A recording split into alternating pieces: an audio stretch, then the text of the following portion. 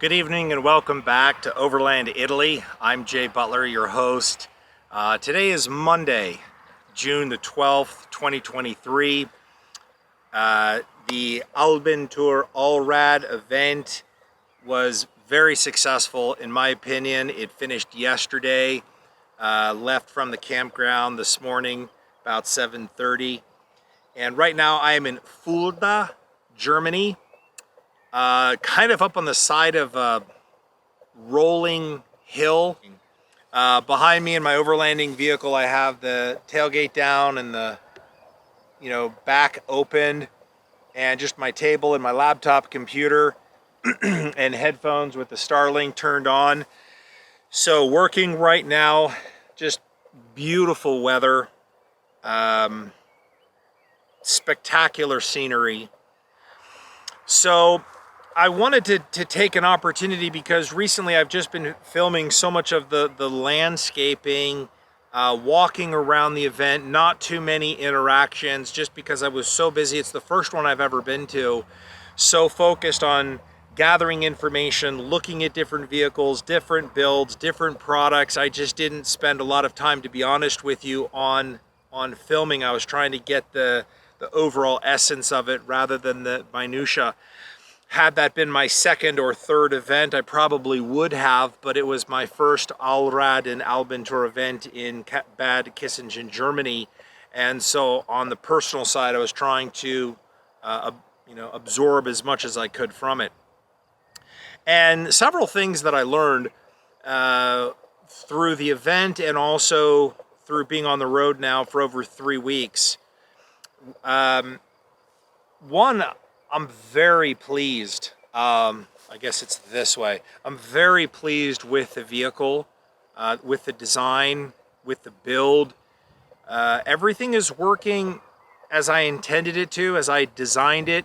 The functionality, the ability to quickly access your stove and the gas, and if you make a quick meal, to be able to open up that side panel, click on the little Ortlieb bag, get some hot water, cold water going to wash your dishes, rinse it, put it away, climbing in and out of the tent, using the awning, the refrigerator, your dirty laundry, which I did this morning at a really cute little local laundromat, which was an experience because it was all in German. It was all technical.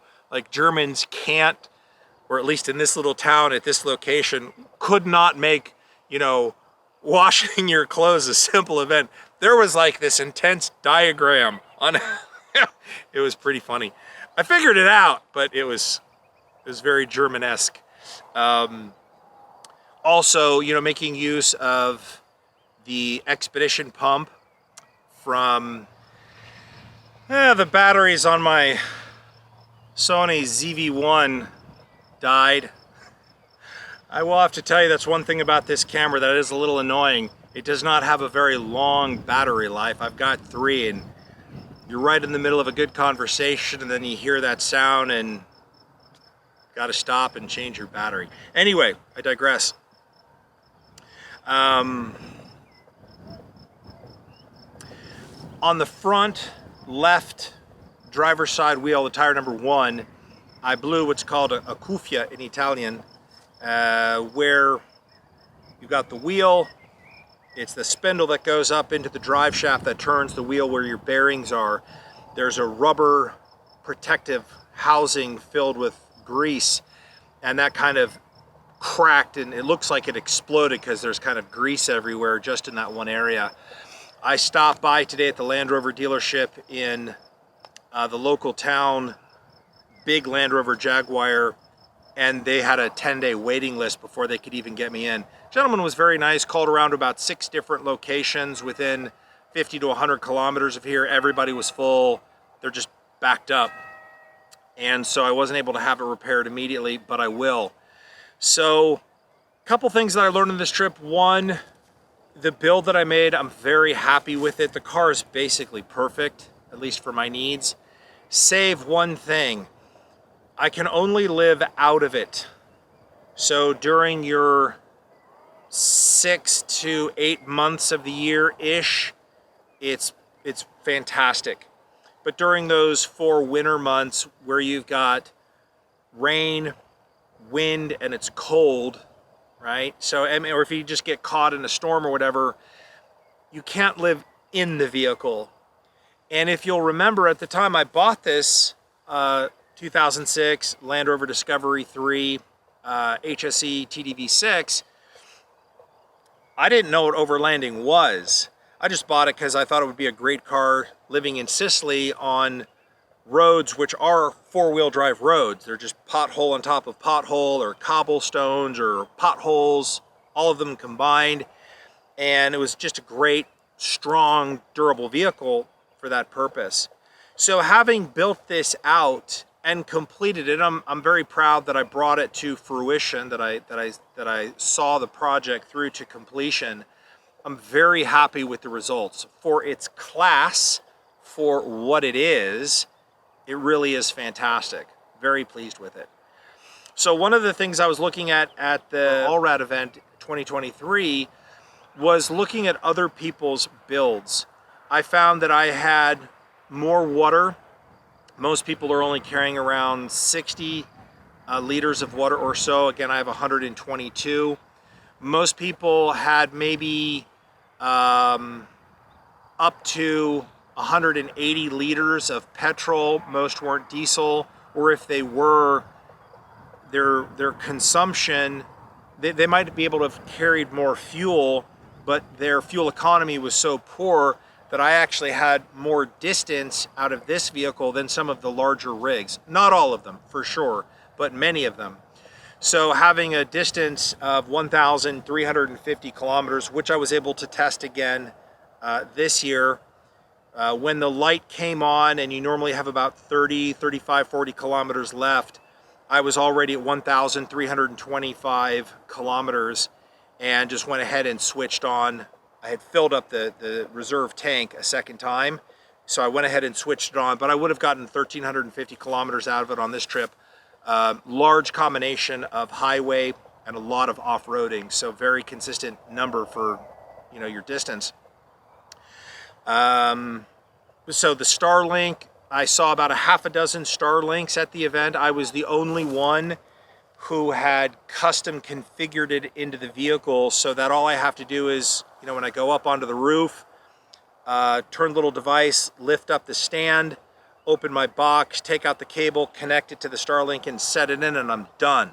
You know, everyone else has got their 30 meters, hundreds of feet of cable and the funky stand and trying to find a place for it, and then you got to break it down and put it away and all of that. So even the organization of the Starlink, I was the only one who had that, which was kind of cool. It's just nice to see the simplicity, the ease of use.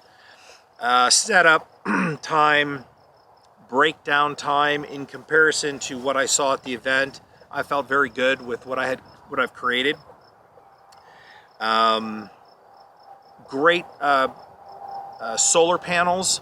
I would struggle to say if I saw another yacht style solar panel. They were all the traditional, you know, thick ones on brackets, and, you know, mine are the thickness of your pinky, siliconed onto the roof. You can walk on them, drop things on them, salt water, rainwater, heat. I mean, just insanely durable.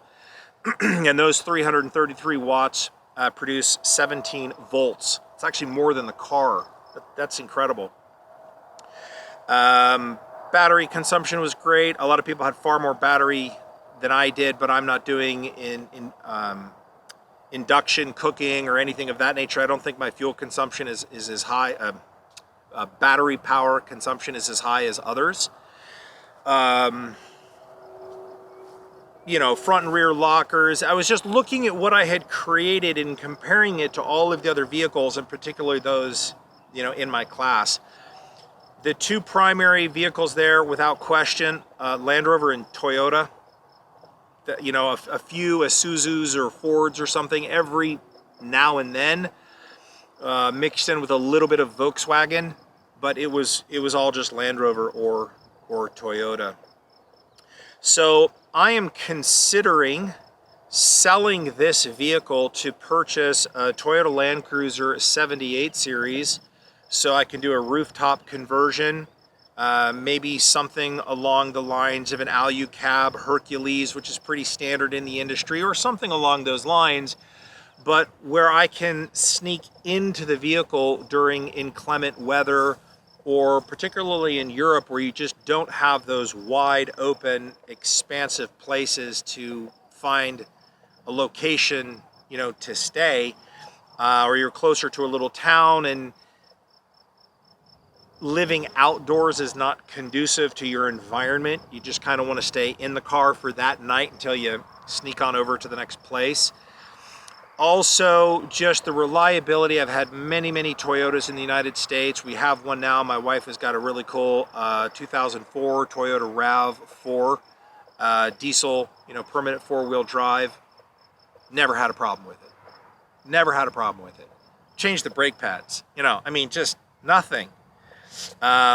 Good Lord, this thing in 3.5 years, I've had to replace the transmission, the gearbox, the drive shaft, the entire suspension system, the intercooler, timing belt, water pump, fuel filter, you know, all the filters, just a redonkulous amount of things. And then when the car is mechanically perfect, not a drop of oil anywhere underneath the car. I mean, which is an oxymoron for Land Rovers, because if you have a Land Rover equals oil. In fact, there's kind of an old joke with Land Rovers that all Land Rover owners spend a lot of time off-road, because when the vehicle is in the shop and they lift it up, it's off-road.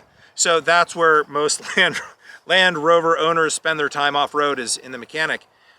I would thoroughly enjoy the opportunity to not have to spend that much time constantly fixing the car. So 2,500 kilometers in, and I don't even know where it happened, but I blew that kufia, you know, where the bearings, there's those 4 big knuckled bearings and joints, which then go down to the tire. That seal blew again.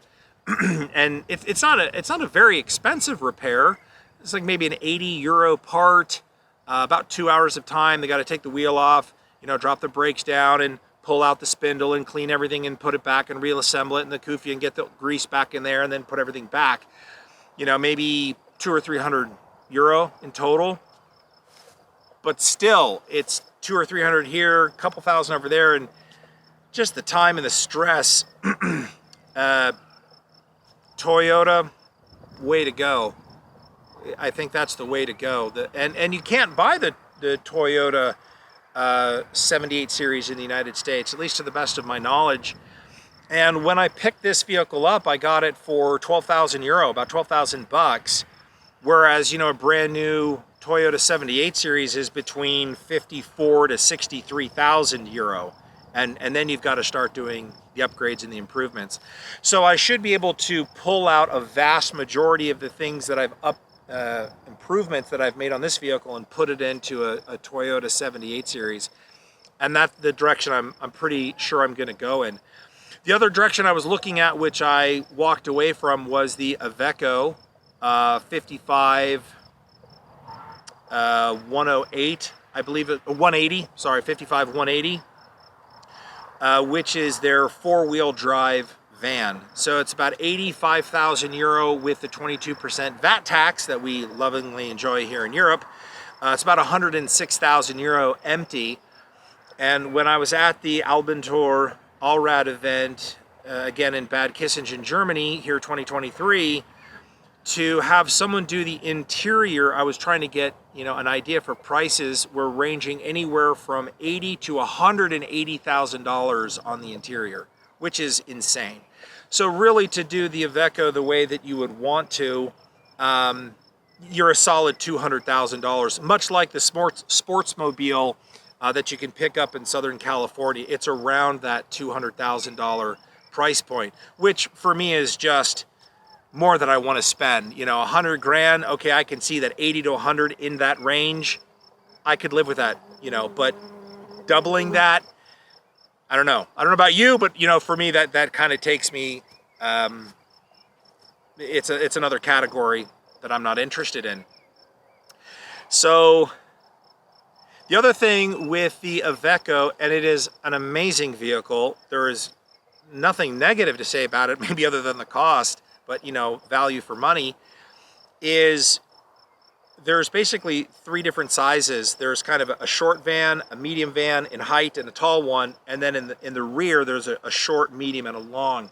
And I was looking at the medium length, medium height, kind of right in the middle, 5.5 ton, and it is so high off the ground that with a lot of places that I want to go four-wheeling, you're just going to be not hitting branches, I mean little ones, you're going to be hitting like tree trunk, you know, branches, and then when you're up in that 100,000, 200,000 plus price point, you're going to get really nervous about wanting to take it to places you would normally feel very comfortable going. So the other option with the lower roof is you could pay to have someone cut that roof off and then put hydraulics so that whenever you want to stay in it, it just, you know, raises it up, and you have your clear plastic and your midgie nets for flies and mosquitoes, and then an interior covering for privacy and the cold weather. And then that price goes through the roof, right? So either the vehicle is really too tall, too big for my needs, or to get it to where you want it, you've either got to buy it where it's just the cab and your 2 rails, and then you can put something on it, but you're still back at that 200,000 plus price point. And I very much want to make advantage and take advantage and make use of all the accessories I already have. Plus, for traveling, for parts, for accessories, for mechanics who understand the vehicle, and repairs and accessibility, all roads point to Toyota, right? You got your 76, 78, and 79 series, and for me, I think the 78 series is the best. It's basically a van that you can convert with a rooftop tent, and you've just got the best of both worlds to be able to have that outdoor living experience. I can move the awning over with the walls and the solar panels and the Starlink and my water tanks and the refrigerator and all of my 4-wheel drive equipment and the kitchens, and I can just move everything over, save a lot of money that I've already invested, have a far more reliable vehicle, but then I can have both an inside place to go to do editing and work on my computers and help my clients, and still enjoy that outdoor whenever the weather permits. So that was my takeaway for me personally from the Abenteuer Allrad event. Many other takeaways, but that's the perspective I wanted to share with you on this video. What I thought of my build in comparison to the hundreds and hundreds and hundreds of other vehicles that I saw of all classes. Very happy, very pleased, very proud, quite frankly, I think it's deserved, of what I've built in comparison to what I saw. And now I've got a really good clear direction as to where I want to go with it in the future. And I do believe that just with the experience I've had with this vehicle on a 3-week trip, that I would be very happy long term in a Toyota Land Cruiser 78 series. Thanks for joining us. Please be sure to like and subscribe. Tell your friends and family about the channel. Have them check in, join us, and we'll see you again shortly. Thanks.